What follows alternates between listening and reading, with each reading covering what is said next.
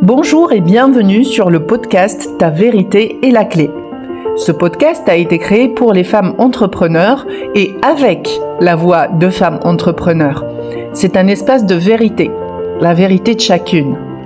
Cet espace a été créé pour libérer la parole et partager les expériences d'entrepreneurs ayant des parcours atypiques, inconventionnels et hors cadre. Chaque semaine, nous parlons des différentes sphères de la vie d'une femme entrepreneur, depuis sa vie quotidienne à sa carrière, en passant par son parcours spirituel et sa vision du monde. Nous parlerons également de notre vision de l'entrepreneuriat en ligne, de marketing, de communication, d'accompagnement, de service client, mais aussi de finances, de développement personnel et de manifestation. Je m'appelle Dalila et je suis votre hôte. N'oubliez pas de vous abonner et d'activer la cloche pour recevoir les notifications à chaque nouvelle sortie d'épisode. Bonjour Pauline. Bonjour Dalila. Bonjour chers auditeurs, chères auditrices surtout, puisque ce podcast est dédié aux femmes entrepreneurs, ce qui n'empêche que les hommes peuvent nous écouter aussi. Alors aujourd'hui, j'accueille Pauline Loriot. Pauline est une entrepreneure nomade. Donc ça fait quelques années aujourd'hui qu'elle a choisi la nomaderie, on dit ça? J'ai choisi la nomaderie, on peut y aller comme ça me va. Elle a choisi le mouvement libre, la liberté de mouvement, la liberté dans toutes les sphères de sa vie. Et on va voir après comment c'est quelque chose qui fait partie d'elle, mais aussi qui l'enrichit et qui crée autour d'elle beaucoup d'abondance. On verra ça à travers son histoire. Pauline est mentor pour les chefs d'entreprise qui ont décidé d'avoir une entreprise libérée. Mais libérée, donc Pauline, elle nous expliquera ce que c'est exactement. C'est une vision qu'elle a derrière, une vision de comment doit être l'entreprise, comment doit fonctionner l'entreprise en mettant l'humain au centre de ses préoccupations, avec un leadership et un management beaucoup plus horizontal, beaucoup plus consultatif et participatif, et qui utilise l'intelligence collective.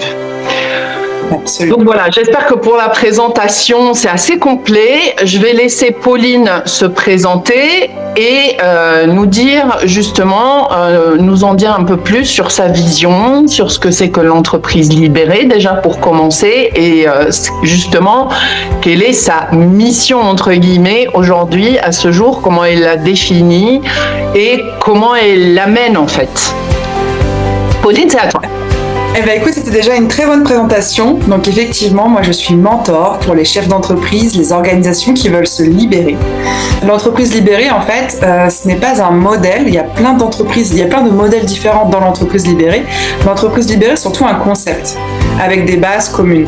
Et dans le mouvement des entreprises libérées, on a le modèle Opale, holocratie, sociocratique, etc. En fait, il y a plein il y en a plein de différentes et par exemple, le modèle Opale, il repose sur 3 piliers. Le modèle holacratie repose sur un système de cercle, etc.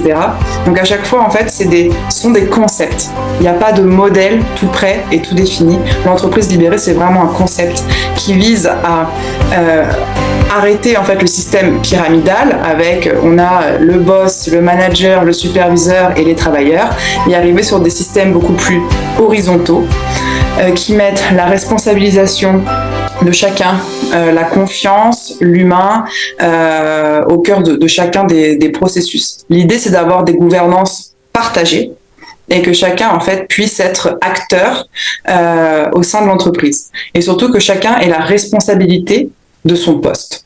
Donc, c'est-à-dire que si moi, je travaille sur une chaîne d'assemblage, je peux prendre n'importe quelle décision pour changer la façon dont je travaille, à partir du moment où ça n'impacte pas les autres. Et si ça impacte les autres, dans ce cas-là, je vais juste aller en parler avec les personnes qui sont impactées concrètement.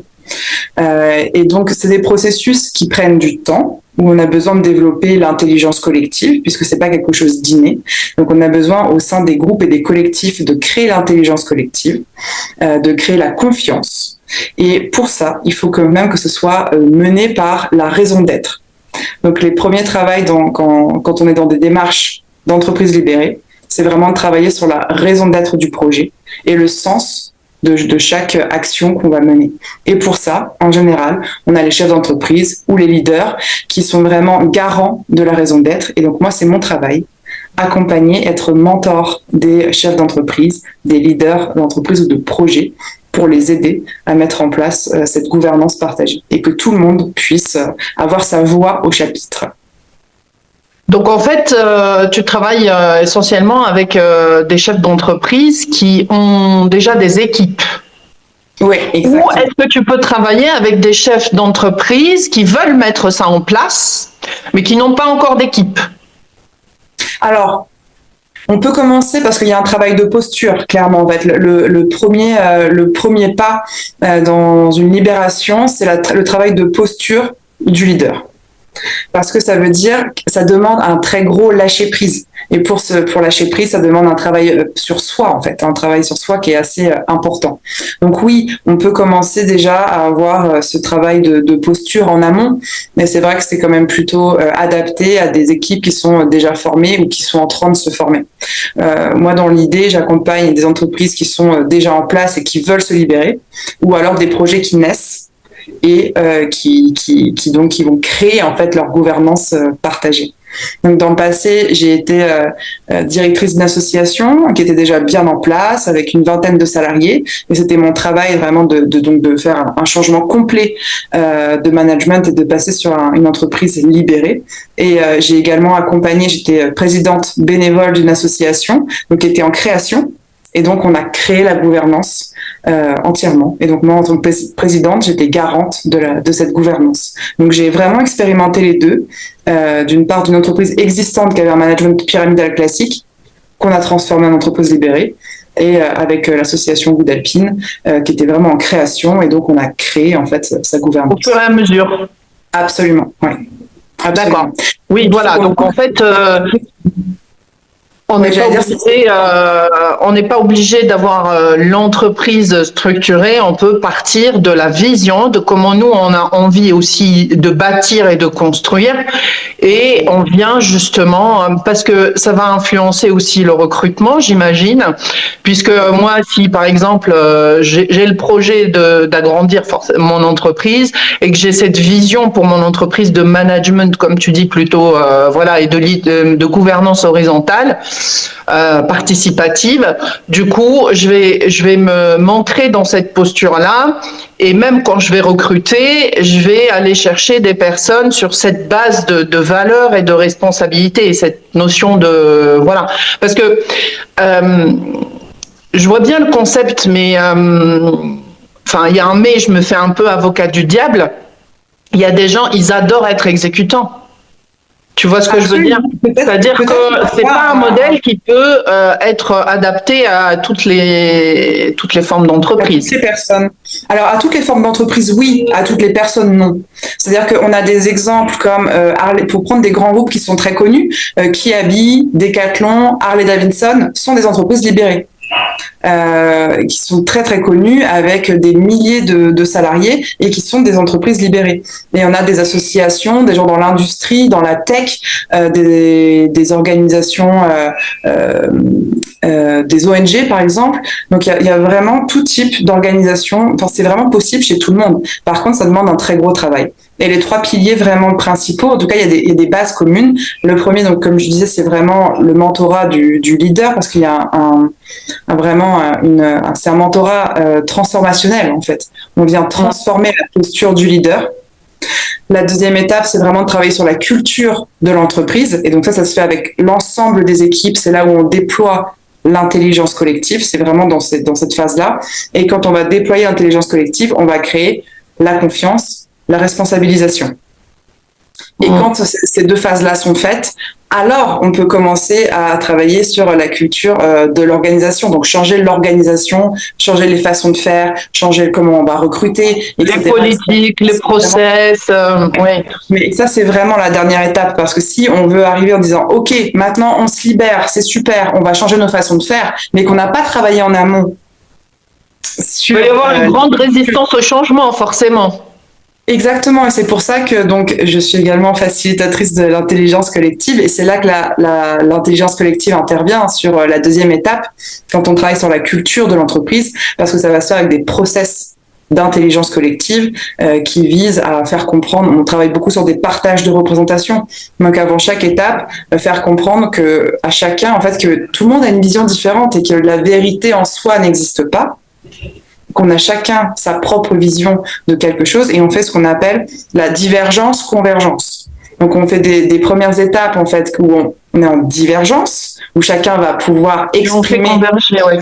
Exactement. Et après, en fait, on arrive, grâce à des process d'intelligence collective, à la convergence. Et donc, on crée une vision commune. Et c'est cette vision commune-là, après, qui va driver les actions. Mais donc, si on veut commencer par, on transforme les choses, mais qu'on n'a pas travaillé d'abord la culture et même en amont la posture des leaders. Donc, les leaders, voilà, aussi bien les managers intermédiaires que le chef d'entreprise, ça fonctionne pas. Il faut faire les choses par étapes. Et surtout, le mieux, c'est quand même de se faire accompagner.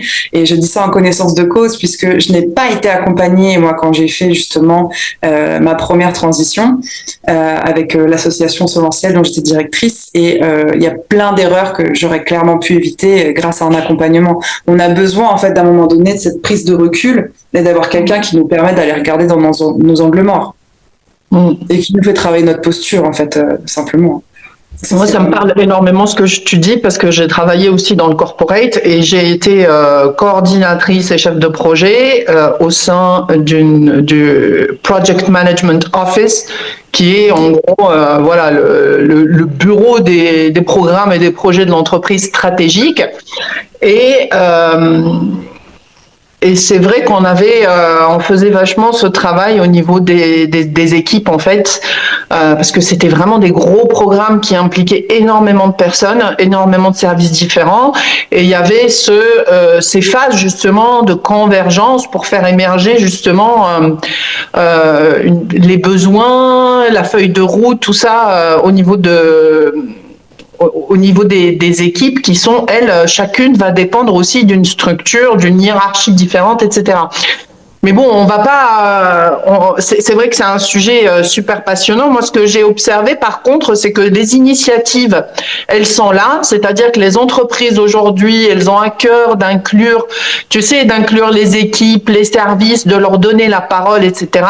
Moi, par contre, ce que j'ai observé et qui m'a vraiment, à ce moment-là, je me suis posé cette question-là, c'est bien, l'initiative, elle est là. On veut faire parler donc les gens, on veut les faire contribuer au système, au fonctionnement de l'entreprise, à la définition des process, avoir une meilleure culture, etc. d'entreprise.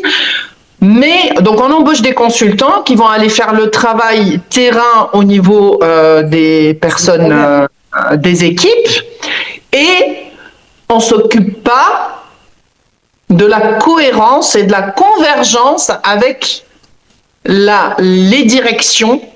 C'est-à-dire qu'il y avait toujours les initiatives, elles sont là, on met en place des choses pour les gens, mais derrière, ça ne suivait pas au niveau de la gouvernance. C'est-à-dire qu'on gardait le même système. Exactement. On appelle ça l'homéostasie, d'ailleurs. Ah oui, ça avait un nom. L'homéostasie, c'est le fait de vouloir... En fait, l'homéostasie, c'est quelque chose qu'on a dans le corps humain. Par exemple, quand on est malade, ton corps va vouloir retourner à son homéostasie, donc à son point de départ quand il est sain et pas malade. Et en fait, il y a cette phrase qui est « plus on change et plus c'est comme avant ».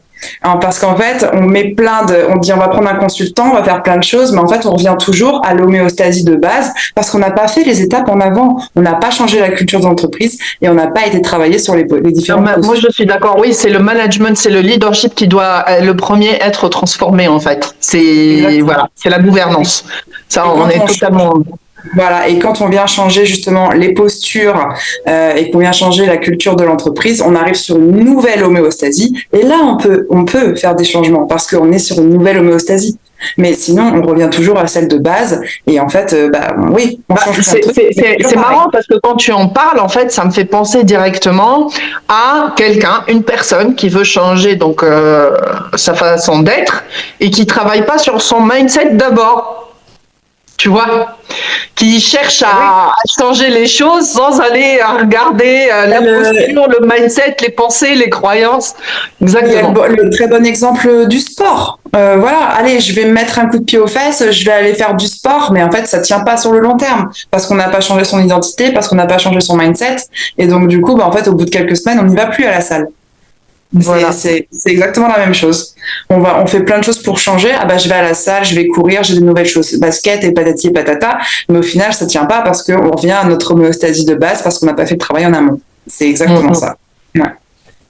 D'ailleurs, c'est un sujet qu'on a évoqué dans l'épisode, je sais plus quel, c'était l'épisode 8 avec Anaïs Levinsky-Barral, qui elle est du coup, c'était le sujet prédominant, c'était justement c'est l'identité, la conscience en soi en termes identitaires, parce que c'est l'identité qui va tout driver. Donc j'invite à celles qui ne l'ont pas écouté de l'écouter, c'est vraiment une vraie pépite parce que ce sujet-là est abordé. Voilà, du début jusqu'à la fin, c'est vraiment un fil conducteur parce qu'il est en lien étroit aussi avec la conscience en soi. À chaque fois, qu'est-ce qu'on fait à partir de quelle identité? Qui je suis quand je fais les choses? Donc voilà, ça c'était une belle parenthèse, c'était une belle parenthèse pour comprendre un peu aussi l'univers de Pauline, sa vision des entreprises de demain. Et ce qu'elle souhaite mettre en œuvre à travers ça. Bien entendu, il y a la liberté qui revient, puisque on travaille avec des entreprises libérées et on est fondamentalement quelqu'un de libre, qui n'a pas forcément d'attache, mais qui sait collaborer et travailler avec les autres. Donc elle se fait vivre et elle fait ce que comment dire, elle a fait de sa mission ce qu'elle se fait vivre au quotidien. Exactement. Et donc j'aimerais bien que Pauline, parce que je la connais un petit peu maintenant, elle nous parle justement de comment elle crée justement ces synergies-là au quotidien dans sa route de nomade, en fait. Avec les gens qui croisent sa route, les choses qu'elle vit au quotidien et comment ça guide aussi, ça lui permet de guider, de tracer sa route. C'est vrai que tu parlais juste avant de l'identité, etc. Et en fait, le fait d'avoir cette liberté-là, donc oui, moi je voyage en Australie depuis 1 an et 4 mois. Avant ça, je voyageais au Maroc.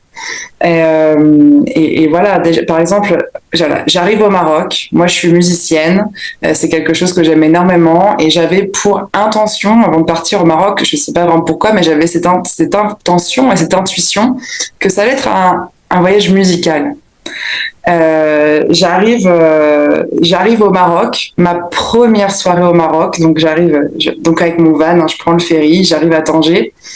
Ma première nuit, je me dis, je vais dormir dans une auberge de jeunesse parce que comme ça, je vais rencontrer un peu du monde, je vais prendre des infos auprès des gens des locaux et puis des gens qui seront à l'hostel. Et il y a une jeune femme qui arrive et elle me dit, écoute, je viens de découvrir un lieu, ça s'appelle le Buena Vista Social Club. C'est une association, ce sont des musiciens qui l'ont créé, ils font de la musique toute la nuit et nous, on peut y aller, on peut aller faire de la musique avec eux.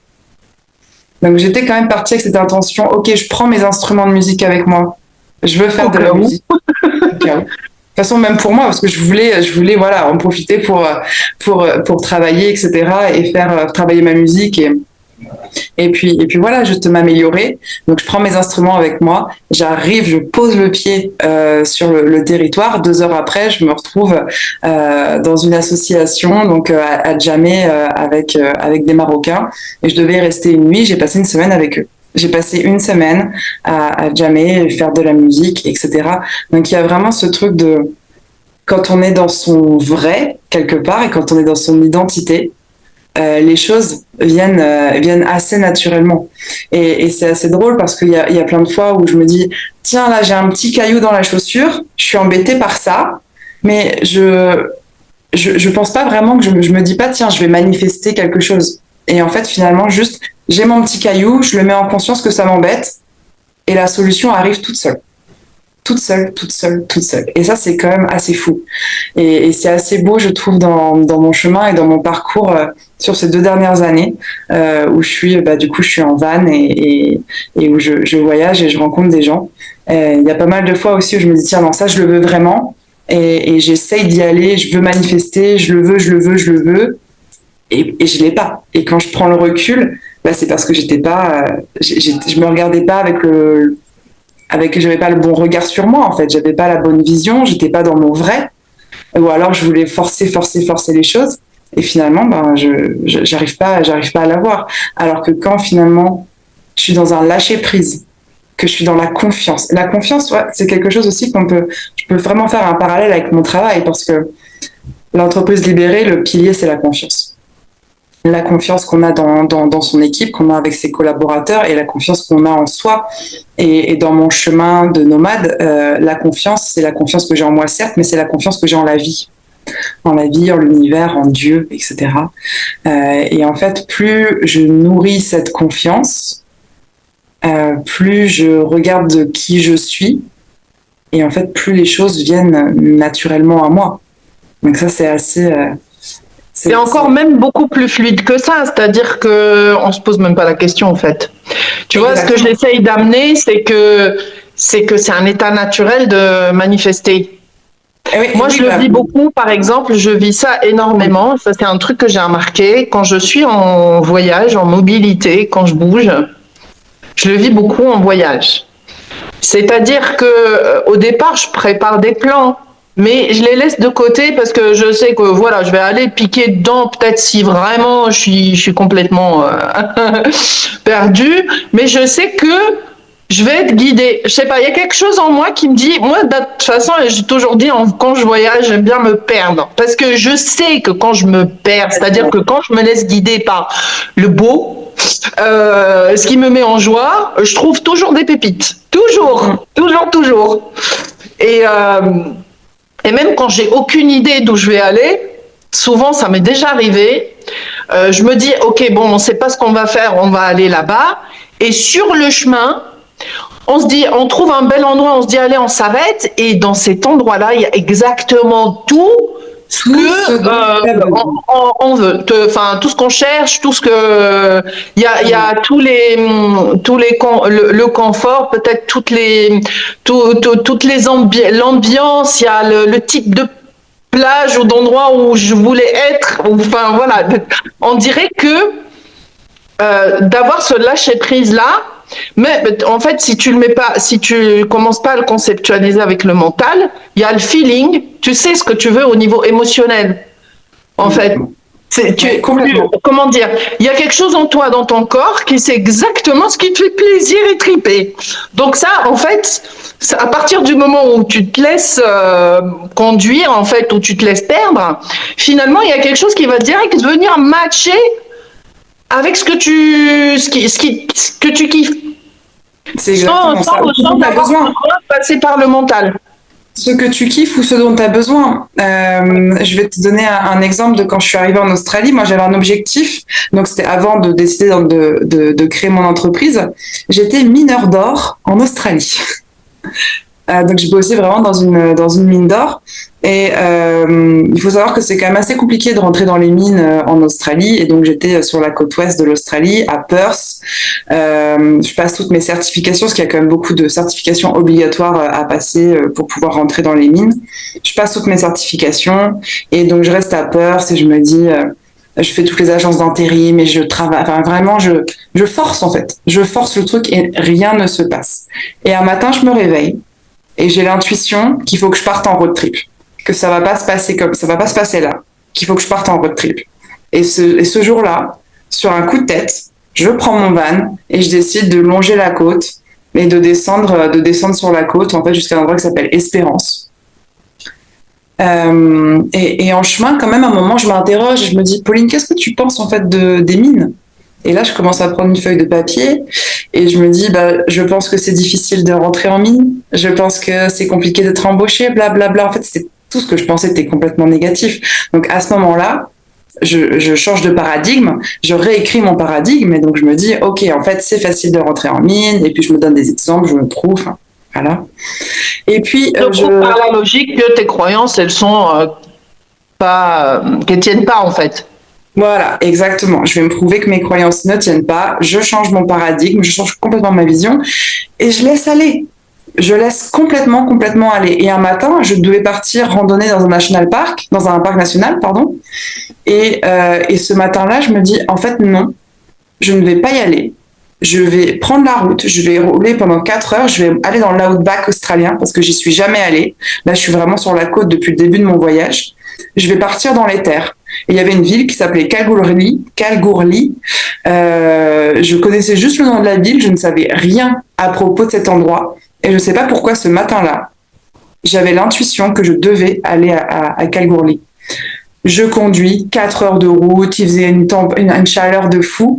J'arrive à Kalgoorlie et là, qu'est-ce que je découvre à Kalgoorlie? Que c'est la plus grosse mine à ciel ouvert d'Australie et que plus précisément, en fait, c'est un désert avec que des mines d'or partout.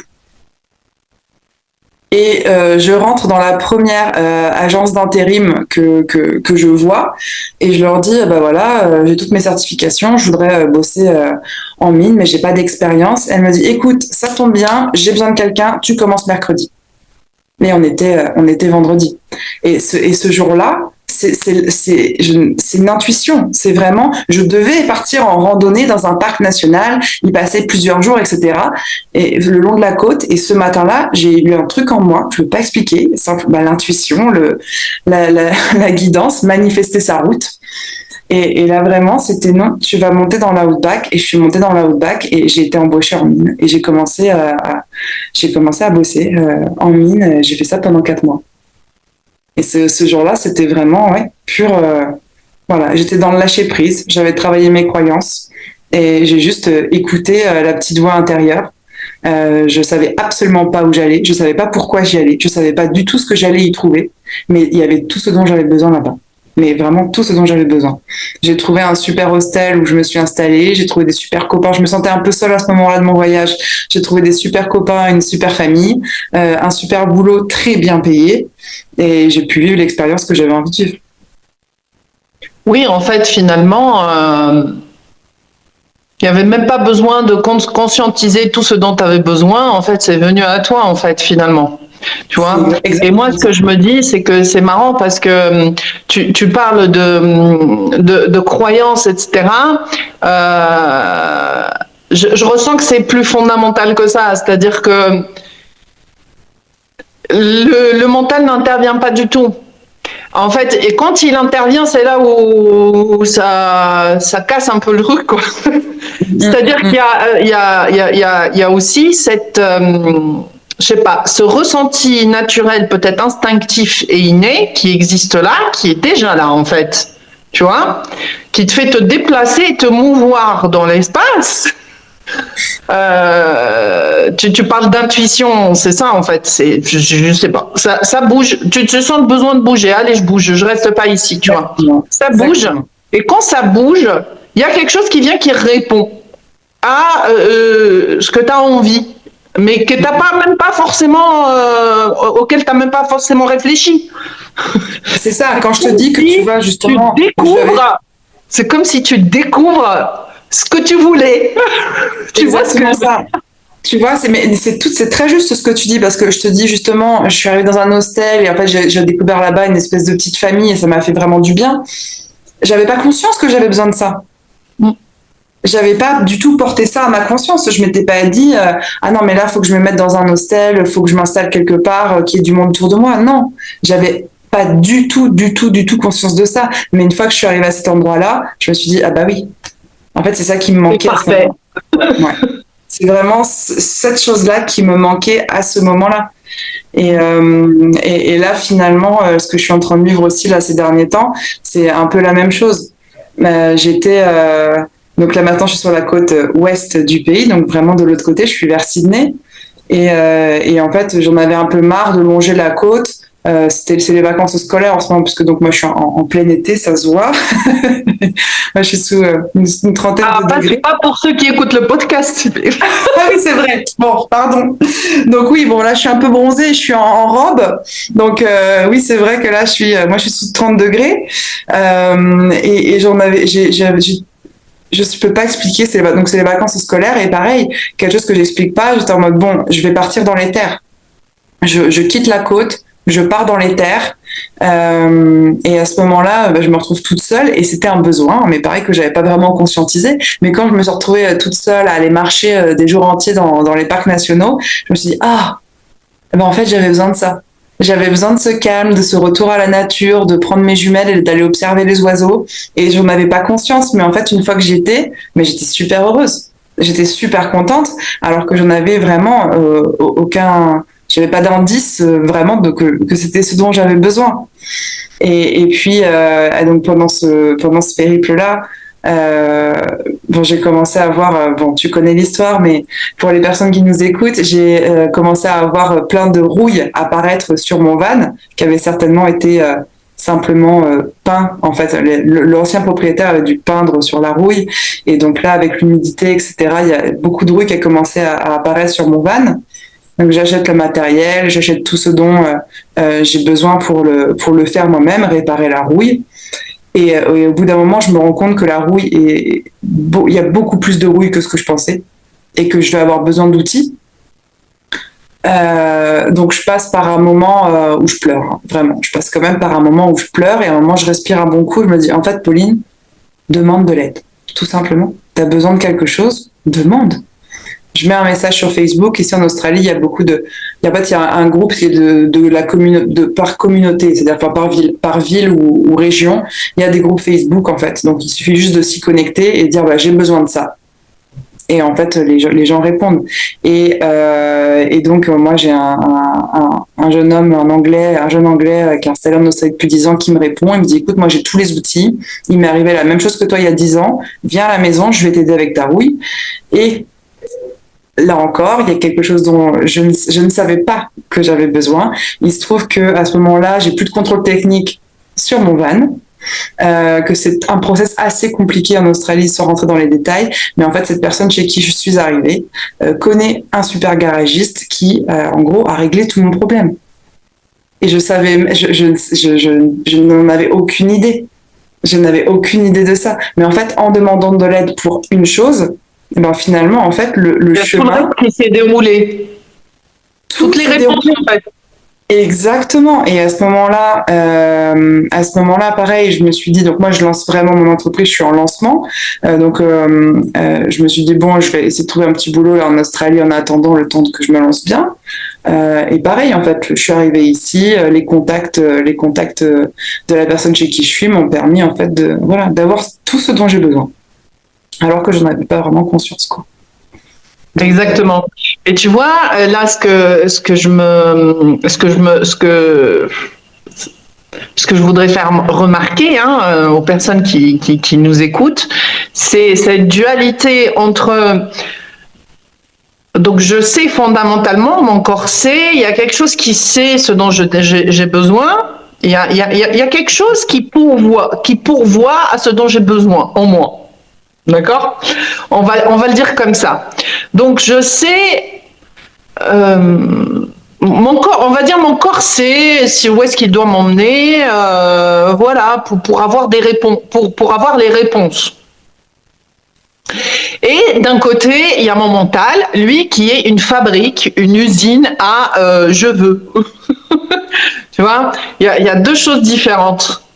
Et quand le mental s'en mêle et qu'il commence à réfléchir exactement à comment devraient être les choses, il peut partir très loin, surtout quand on est quelqu'un qui a un imaginaire qui est très développé, voilà. On peut partir très loin, donc ça doit être comme ci, ça doit être comme ça, et c'est ça que je vais manifester. D'accord ? Donc, on se met un vision board, ou on se met, je sais pas quoi, ou comment doivent être les choses, comment je dois être, quelle est l'identité que je dois avoir, qu'est-ce que je dois. Et là, il y a comme une forme d'obscurité après qui va venir, qui va venir sur tout ça en fait. C'est comme si il y avait un goulot d'étranglement qui se formait et ça bloque en fait, ça bloque. Et là, on se dit, mais qu'est-ce qui se passe? D'habitude, tout se manifeste sur ma route, donc je le demande. Pourquoi quand je le demande, il y a un truc qui coince là, c'est pas possible. Surtout, par exemple, on va donner l'exemple de l'activité. On se met des objectifs, on se met des deadlines. Moi, je veux faire tant de chiffre d'affaires, je veux que mon entreprise elle grandisse, je veux être cette personne-là, donc je vais essayer de ramener cette personne-là maintenant pour être l'identité, etc. Mais du coup, ça fait comme ça met une forme de pression intérieure. Complètement. Qui bloque le process. Alors tu vois bien, tu te dis mais c'est pas normal, il y a un truc qui va pas. Partout ailleurs je manifeste tout ce dont j'ai besoin, même ce que je demande pas, c'est un truc de fou.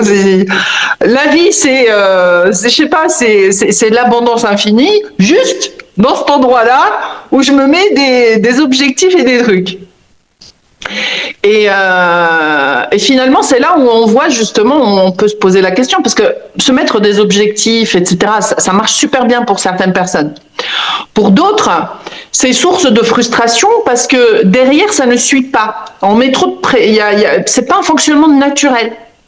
Et là, clairement, on peut les voir, hein, tous les deux process. Donc, si ça vous parle, ce qu'on est en train d'échanger avec Pauline, peut-être que justement, vous êtes le genre de personne à manifester votre route.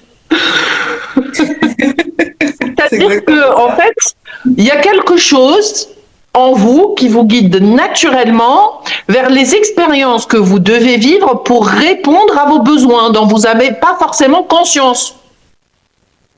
Et c'est là où la confiance se construit en étant beaucoup plus conscient de ce processus qui se passe en soi. Plus on va le regarder, on va le reconnaître, et plus on va avoir encore plus confiance dans notre propre guidance.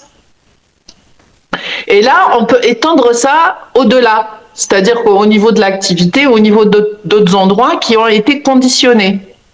Et essayer de se ramener dans ce fonctionnement-là. Se remettre dans le flow, en fait, c'est exactement ça. Genre se remettre tous les endroits où justement on est en force, lâcher et remettre ça dans le flow de la vie et avoir confiance qu'en fait, la vie va m'emmener exactement là où j'ai besoin d'aller et que j'ai pas besoin d'y aller en force, en fait. Est-ce que tu peux donner un exemple par rapport à toi? Est-ce que tu as 2 exemples comme ça très concrets sur ton activité, comment tu as fonctionné pour illustrer la polarité des deux, la différence entre les 2 situations? Oui. Donc, avant d'ouvrir mon entreprise, donc, qui s'appelle Synergie Nomade, d'ailleurs, je suis pas sûre de l'avoir précisé avant, j'ai créé une première entreprise qui s'appelait Coach Nomade, donc qui avait vraiment pour objectif de faire du coaching. Et donc sur Coach Nomade, c'était ça en fait. J'étais je veux manifester, je veux avoir tant de clients, je veux faire tant de chiffre d'affaires. Alors je vais créer tel programme et faire tel accompagnement et ça fera tant par mois et ça me fera tant par année et j'arriverai à mon objectif, etc. En fait c'est ça. Je me mettais, comme tu disais tout à l'heure, ça allait au mental. C'est-à-dire que je me disais, je vais me mettre ces objectifs-là et du coup, comment je fais? Comment est-ce que je fais pour aller atteindre mes objectifs? Ça n'a pas du tout fonctionné. Ça ne fonctionnait pas. J'étais en frustration. Du coup, et puis il y a tout le process de culpabilité qui se met en route également avec tout ça. Je n'y arrive pas, je sais pas comment faire, pourquoi j'arrive à manifester ce que je veux dans le reste de ma vie et qu'à cet endroit-là je n'y arrive pas. Donc voilà, frustration, culpabilité, même parfois colère en fait. Il y a vraiment tristesse. Il y a tout un panel d'émotions qui arrive avec ça. Et en fait, j'étais complètement dans la force et ça fonctionnait pas. Alors que là, par exemple, sur cette activité Synergie Nomade, où je me laisse aller dans le flow. Et à chaque fois que je me dis qu'est-ce que je devrais faire, en fait, j'arrête tout de suite parce que je comprends que je suis en train d'arriver dans mon mental et que c'est plus bon. Que moi, ça fonctionne à l'intuition. Et que si, en fait, c'est pas une intuition qui arrive, c'est mort. Et là, par exemple, donc il y a 10 jours de ça, je suis tranquille, posée, en train de scroller sur LinkedIn. Je vois le post d'une amie qui dit tiens, ben, je monte mon entreprise, je vais être incubée donc par tel incubateur. Et là, il y a le truc naturellement qui vient, qui dit mais en fait les incubateurs c'est super pour toi, Pauline. Va prospecter les incubateurs. Parce qu'en fait, les incubateurs, ils lancent des projets qui sont à dimension sociale, projets sociaux, environnementaux, etc. Ça correspond à tes valeurs. Envoie un mail.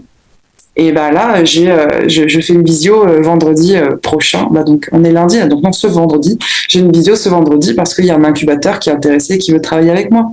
Il n'y a aucun moment où je me suis demandé ce que je devais faire. C'est-à-dire que j'étais juste dans ma détente, tranquille, en train de vivre ma meilleure vie, en train de scroller vraiment bêtement, mais pas dans un but professionnel. En plus, c'était vraiment, hop, je suis en train de vraiment scroller sur LinkedIn et hop, ça vient tout seul.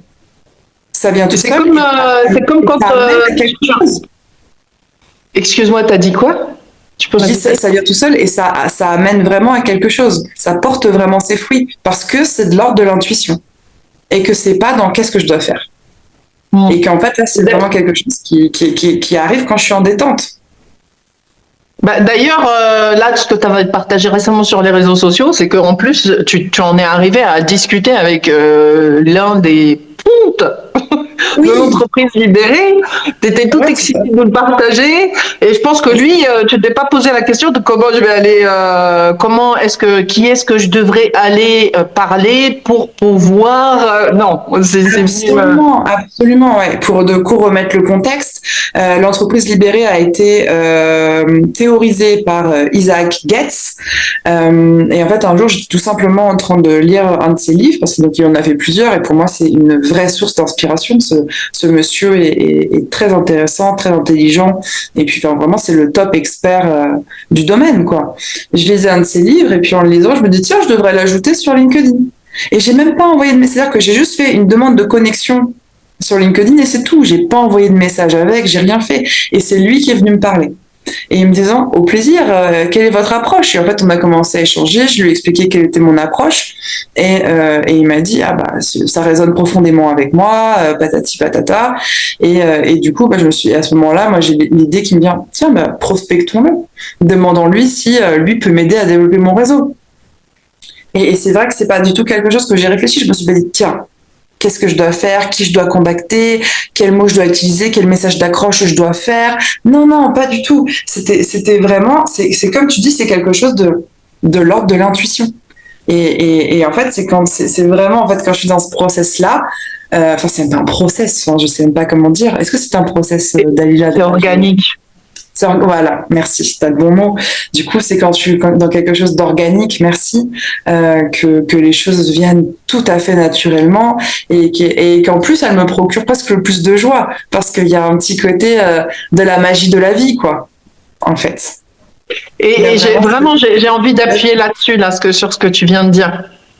Je pense que quand on est comme ça, des personnes qui sont enthousiastes de la vie, qui s'émerveillent de la vie, elle fait en sorte de nous enthousiasmer.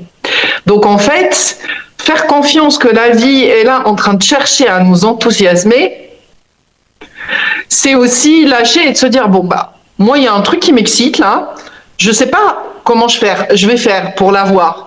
Ou même, je me pose même pas la question, parce que je sais que la vie, d'une façon ou d'une autre, elle va chercher à venir répondre, en fait.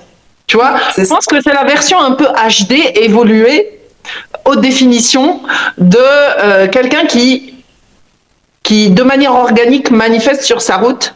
C'est cette version-là. C'est, il y a un truc qui m'excite, bon, je lâche le truc parce que de toute façon, je sais que la vie, elle va répondre d'une façon ou d'une autre. Et c'est un chemin que je n'aurais même pas pu anticiper. Et peut-être que ça va aussi venir générer en moi des émotions que je vais découvrir, que je ne connaissais pas qui existaient en moi.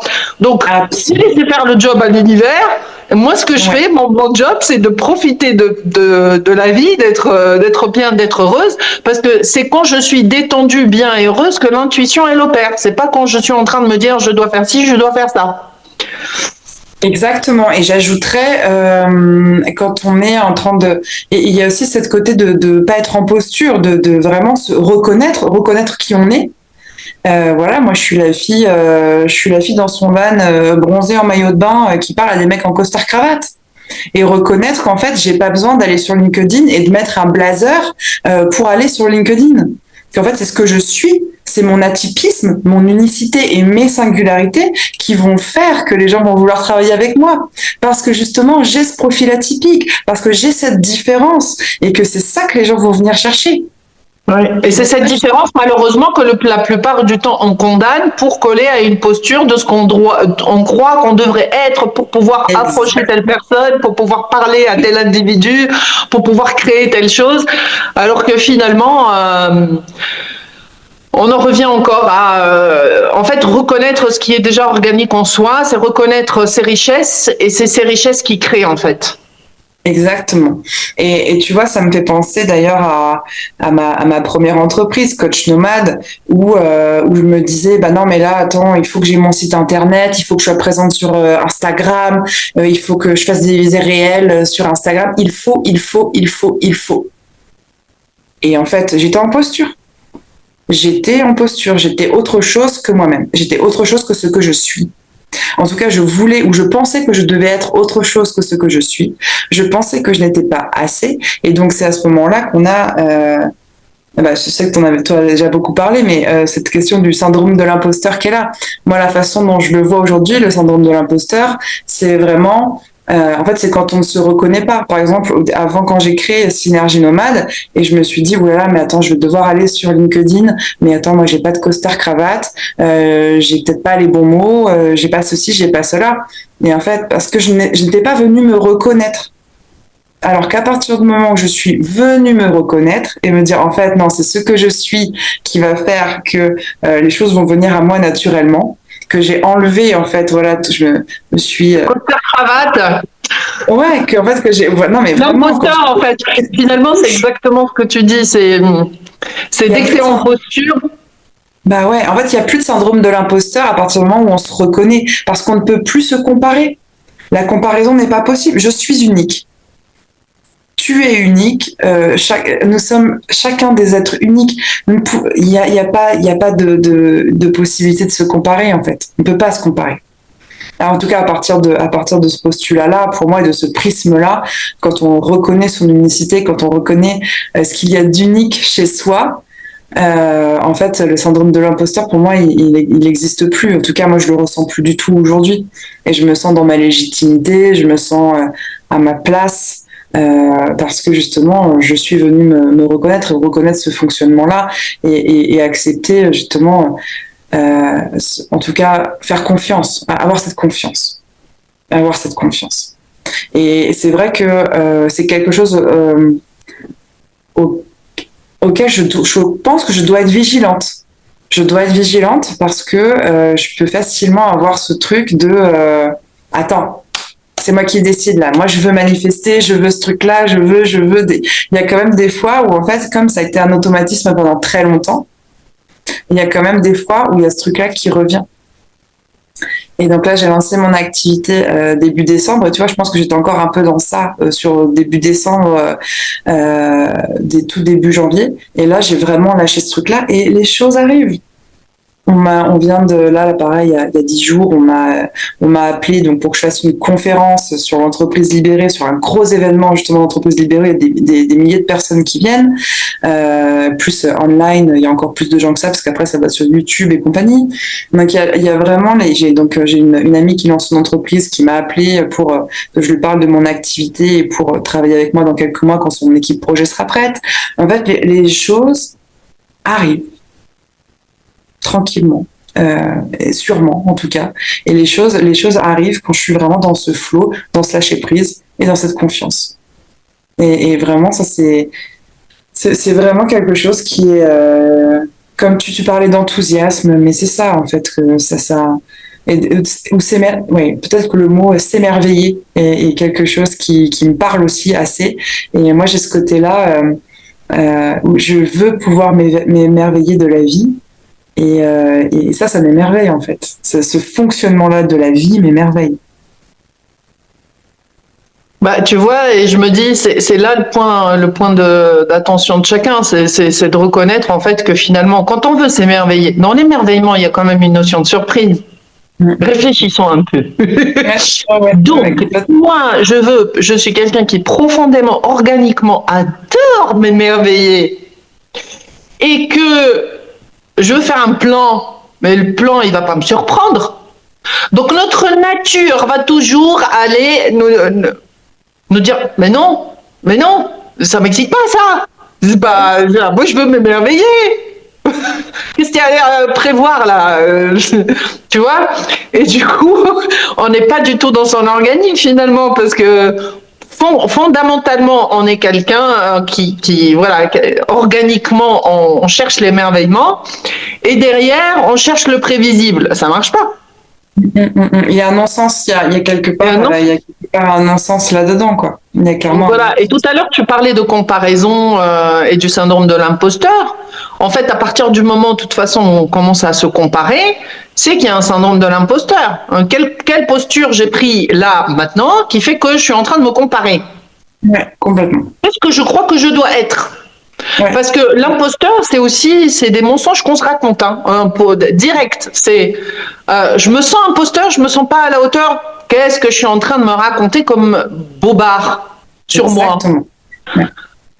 Ouais, c'est cool. Et en fait, en ayant ce réflexe-là de voir que ce soit quand on est jaloux, quand on commence à se comparer, qu'on se sent pas à la hauteur, etc., qu'il y a ces niveaux-là. On sent qu'il commence à y avoir une hiérarchie, etc. Hop, bon, qu'est-ce que je suis en train de me raconter comme bobard là, à cet instant-là, qui fait que je suis en train de me comparer? Et aller vraiment détricoter ça, regarder à quel endroit est-ce qu'on est en train de se comparer, et donc quel est le mensonge qui est derrière. Et ça nous ramène à notre, j'aime bien appeler ça l'âme posture. C'est beau ça. Ah, c'est pas mal l'âme posture. Et l'évidence en fait, c'est si tu n'es pas dans l'âme posture, tu es dans l'âme posture, c'est-à-dire dans ton organique. Donc dans ta vérité. Ah ouais, j'adore. J'avais jamais entendu ça, mais tiens, ça m'étonne pas de toi ça. C'est chouette. J'aime beaucoup cette image. C'est très parlant. Ouais, c'est très très parlant. Ça, je pense que je vais te le piquer, Dalila. Hein. Ça, tu peux. C'est sûr que je le ressortirai à quelqu'un un jour ou l'autre. Bon, c'est pas une marque déposée, donc tu pourras l'utiliser. Je te préviendrai quand ce sera le cas. Et tu vois, il y a aussi, ça me fait penser à.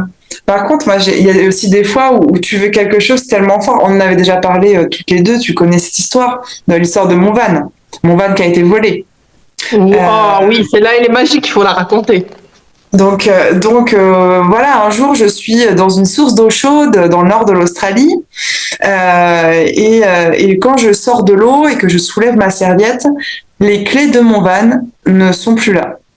Et je comprends directement que mon van a été volé. Donc c'est la panique, hein. C'est vraiment, moi j'aime bien cette image. C'est, imagine que tu arrives chez toi là, tu es avec ta voiture dans ton allée, l'allée de ta maison, et en fait ta maison elle est plus là.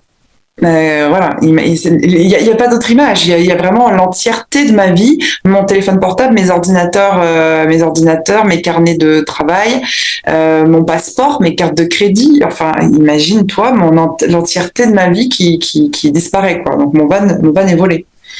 Et à ce moment-là, en fait, il y a quand même une question de manifestation. Là, il y a un moment donné où je rentre à l'intérieur de moi et en fait, je refuse la situation et je rentre dans un truc de ce soir, je dors dans mon van.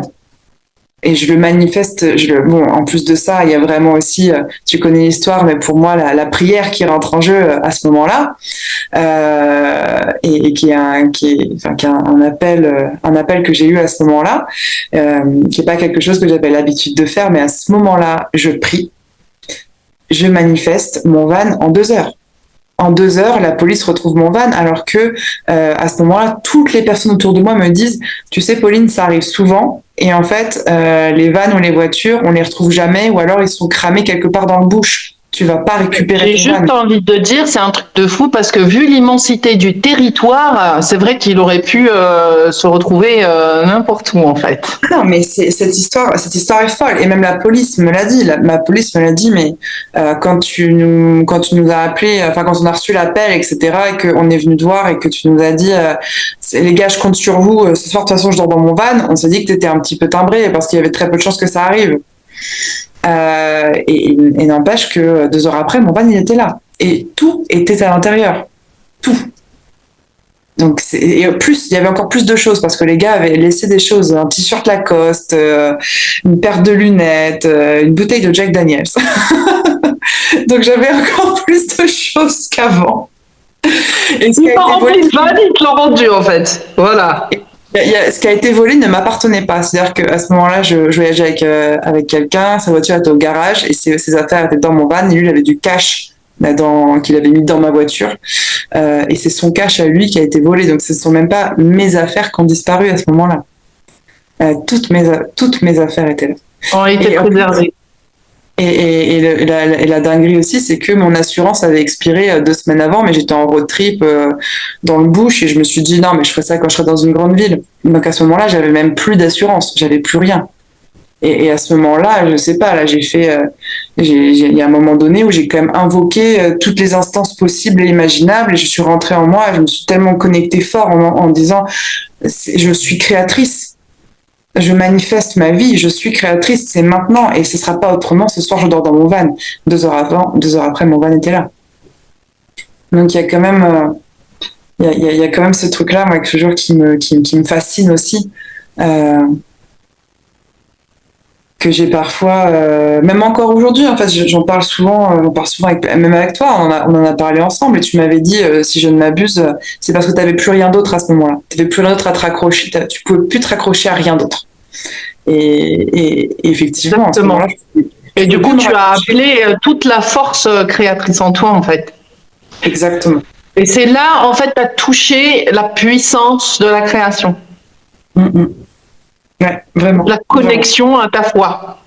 Et c'est ça qui a été du coup frustrant d'ailleurs par la suite, parce que par la suite, donc j'étais encore sur ma première entreprise, coach nomade, et je me disais mais c'est pas possible. Attends, je peux manifester mon van, le retour de mon van en 2 heures quand il a été volé, mais j'arrive pas à manifester mes clients. Et donc il y avait ce truc-là qui justement était hyper déstabilisant à ce moment-là. Et j'ai mis quelques mois à comprendre qu'en fait effectivement il y avait une question où il fallait que ce soit, tu as dit le terme, hein, je le reprends, mais organique. Voilà, vraiment. Que c'est quelque chose qui doit être organique chez moi et que à chaque fois que je me demande ce que je dois faire, je suis dans mon mental et c'est déjà mort. Et à chaque fois que j'ai fait une action, c'est vrai en plus vraiment, à chaque fois que je me suis dit tiens, qu'est-ce que je devrais faire ou quoi, parce que je sais pas, t'as un moment de panique ou t'as un moment de genre j'en sais rien, et à chaque fois que j'ai posé une action dans ces conditions, mais il en découle rien. Il en découle absolument rien.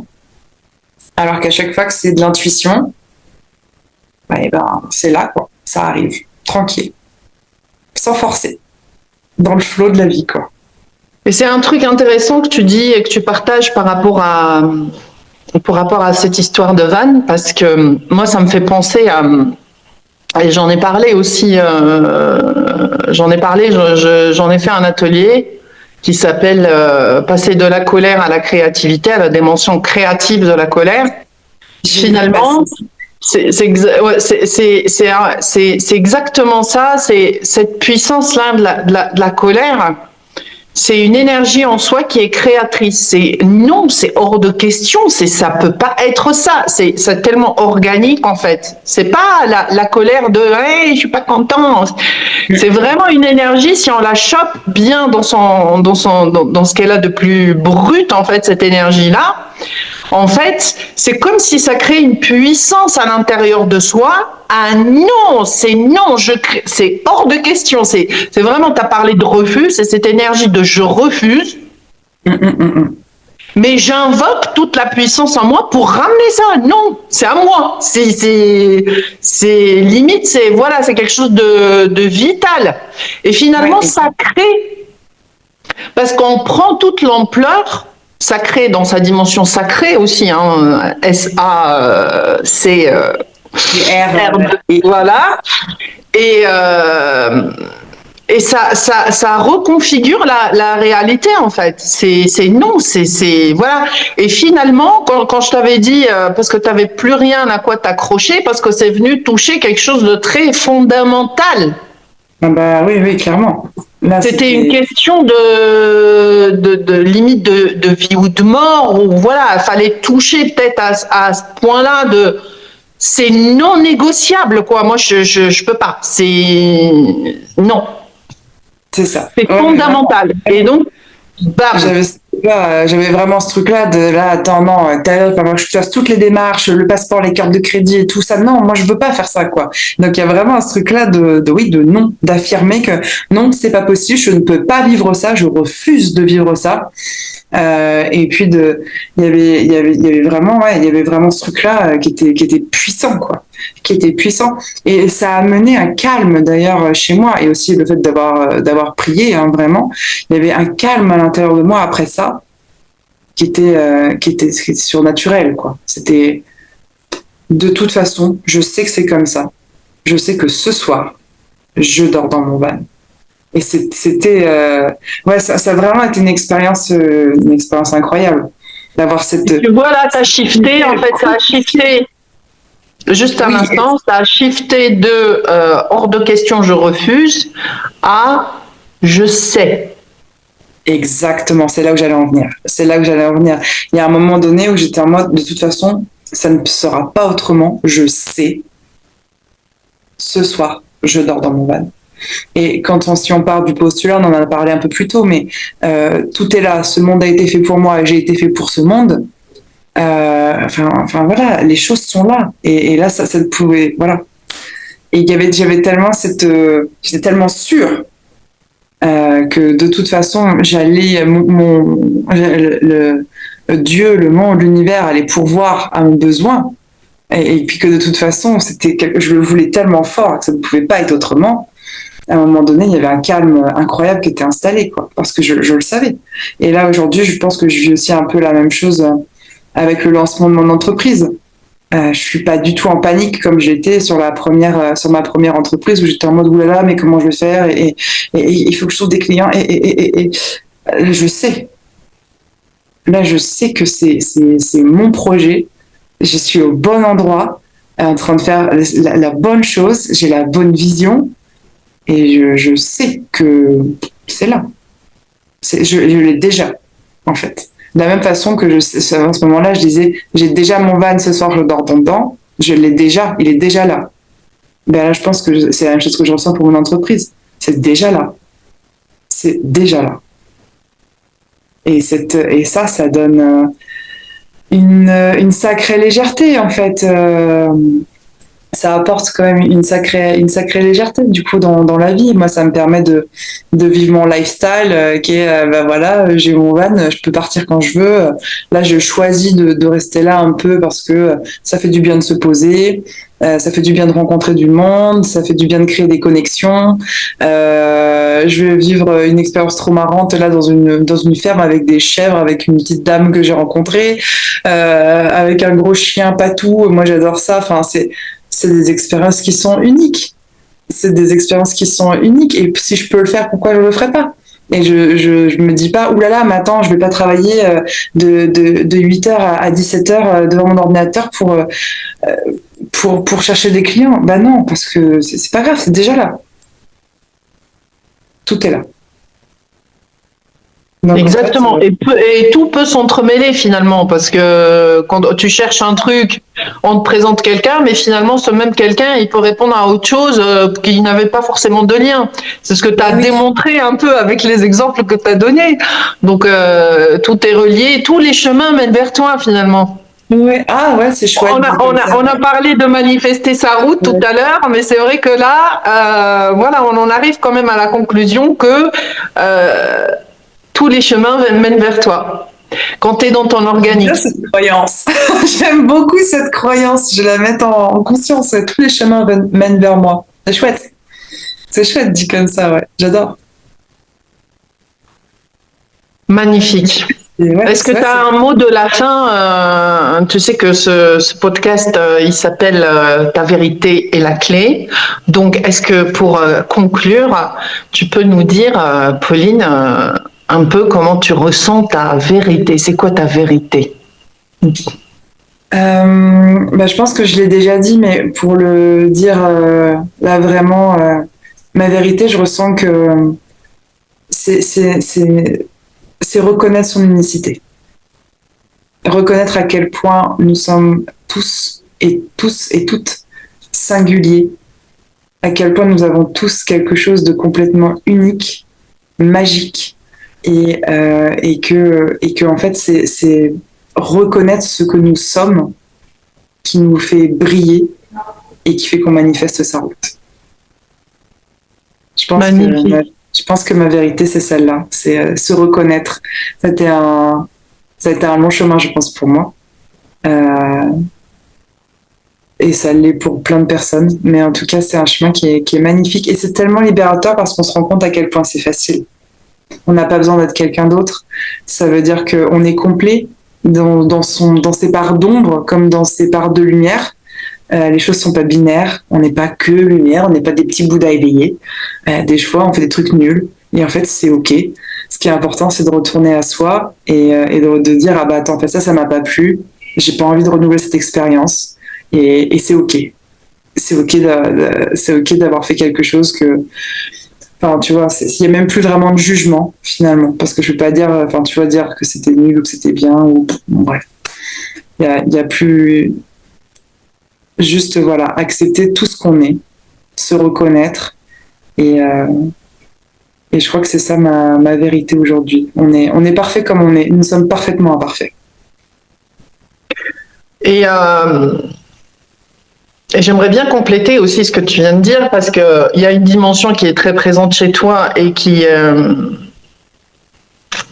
que du coup tu n'as pas cité là, mais j'ai envie de te la proposer, parce que tu es quelqu'un qui est profondément collectif.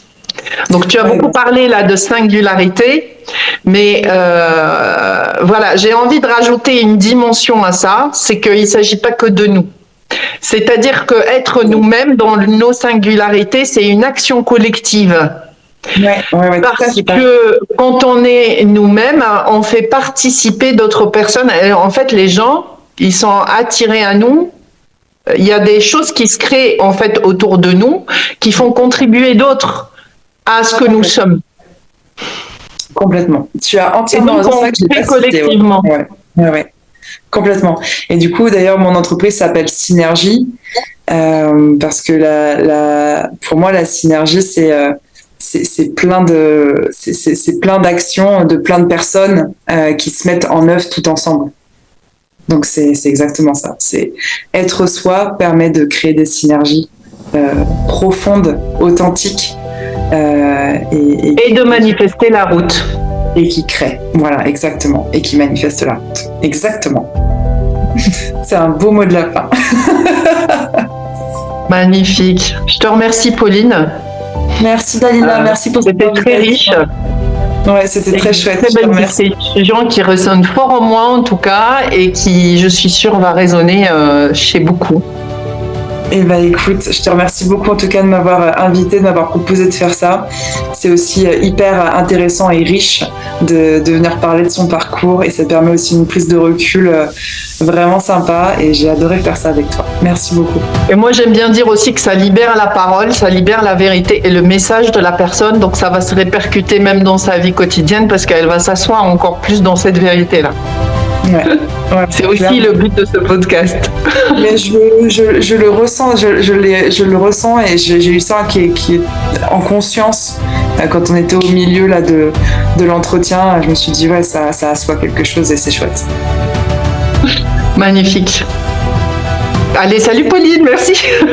Merci beaucoup Dalila. À bientôt. Bientôt.